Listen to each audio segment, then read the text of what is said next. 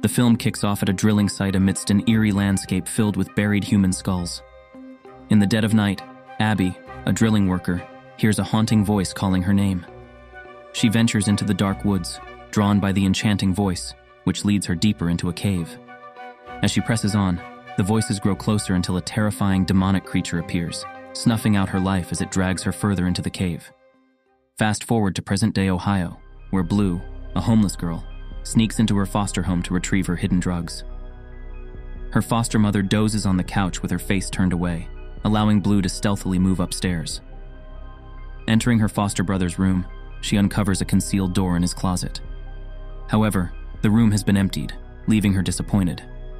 Caught in the act by her foster father, she confronts him angrily when he ventures into the secret room with a flickering flashlight.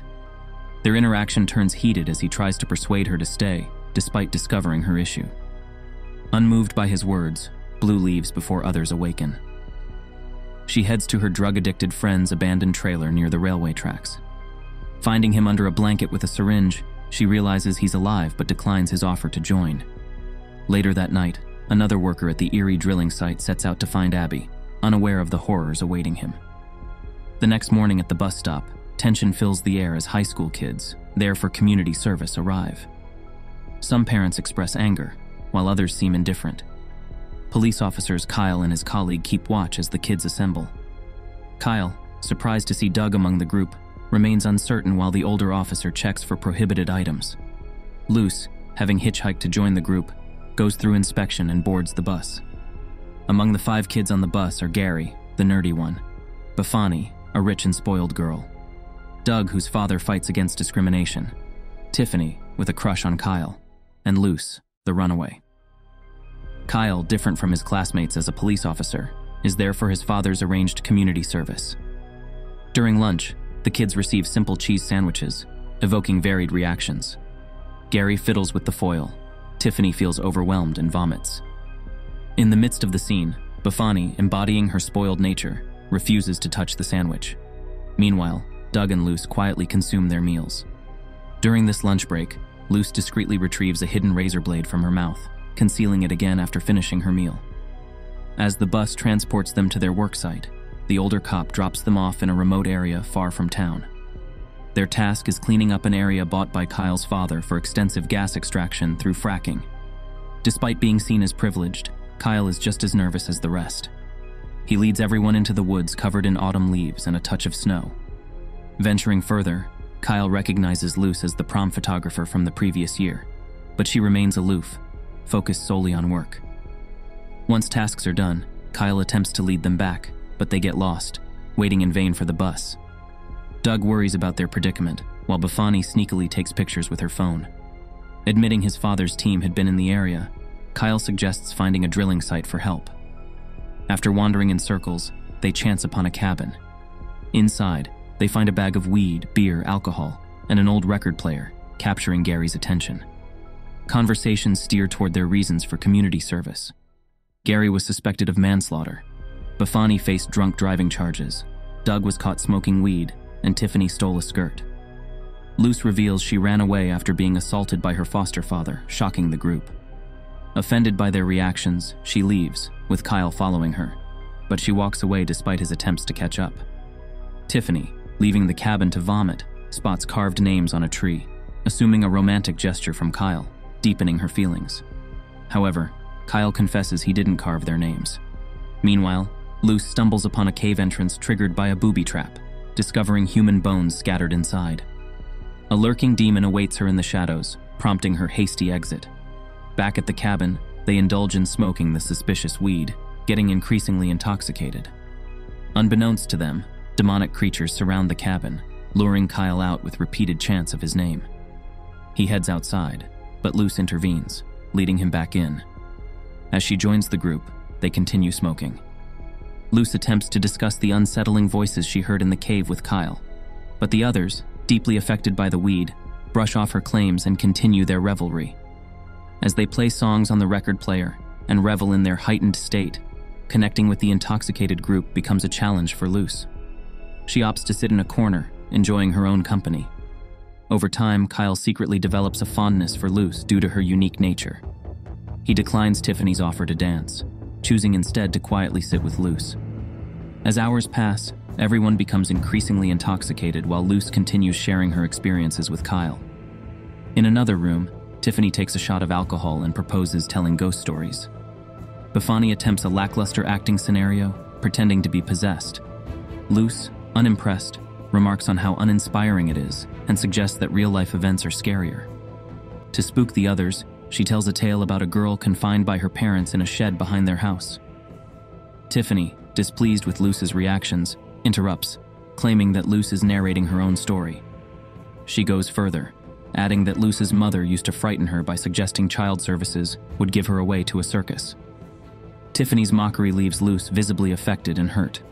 As tensions rise, Luce becomes furious, insisting she hasn't disclosed such personal information to anyone.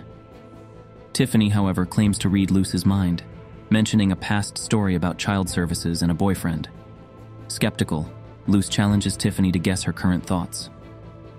Tiffany confidently utters the number 247, leaving Luce agitated and bewildered. Amidst the confusion, everyone demands a mind reading from Tiffany. Blushing while reading Gary's mind and laughing at Doug's, Tiffany discovers Kyle's feelings for Luce, which disappoints her. Kyle, attempting to console Tiffany, insists they're not in a relationship. Meanwhile, strange phenomena intensify, with Doug becoming translucent, visible to everyone, including himself. Outside the cabin, a shadowy figure observes them. In contrast, Kyle grapples with confusion, seeing through Doug and believing he's injured. Luce intervenes, suggesting they retire for the night and leave early in the morning. Tiffany, feeling jealous after Kyle's revelation, condescends to Luce, insinuating they're equally frightened inside. As night deepens, the group faces unsettling illusions.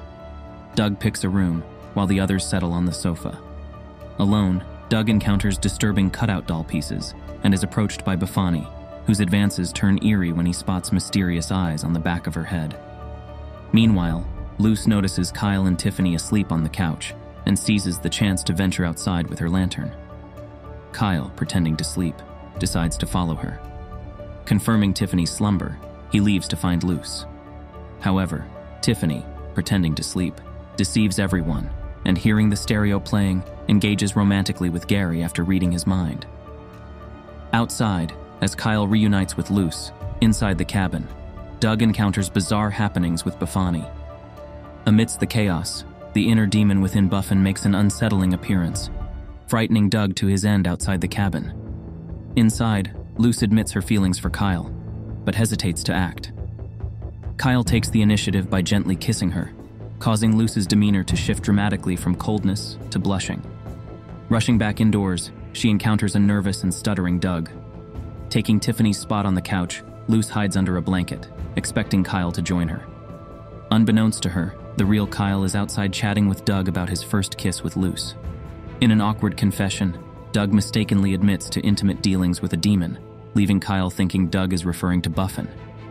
Meanwhile, in the cabin, the demon, disguised as Kyle, slips under the blanket with Luce, causing her to anticipate Kyle's next move. However, the demon takes a sinister turn, choking Luce. As Luce notices the glowing eyes, she screams. The real Kyle rushes in, comforting Luce as the demon vanishes. Luce insists the cabin is haunted or under some ominous influence. Meanwhile, Doug wanders into the woods and falls into a lethal trap, meeting his demise impaled by a sharp log. Suddenly, a man with a lantern stumbles upon Doug's lifeless body, only to realize he's deceased and departs. Upon their return to the cabin, Beanie arrives, inquiring about Doug's whereabouts. Their realization that Doug ventured out and might be in peril prompts the group to grab their lanterns and scour the area. Despite their efforts, they find no trace of Doug, but stumble upon a grim scene at the drilling site. Tiffany, witnessing a horrific massacre of the workers, falls ill and starts vomiting uncontrollably. This devastating turn eliminates Kyle's last hope for rescue. In a desperate attempt to seek help, Kyle suggests fleeing the site.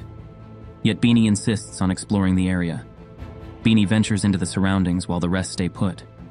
Meanwhile, the man previously encountered, who had spotted Doug earlier, emerges from hiding and viciously beheads Beanie. Tiffany, somehow sensing the grisly act, starts screaming. Suspecting foul play, Kyle and Luce position themselves on either side of the main door, while Gary arms himself and stands alert. Provoking the man, they successfully trap and confront him. However, as he lunges at Tiffany, Gary intervenes and knocks him unconscious. Returning to the cabin with the captive, they discover it has inexplicably vanished. Securing the man to a tree, they press him for answers. He cryptically reveals the absence of a cabin in the woods from the start, leaving the group torn between their reality and his claims.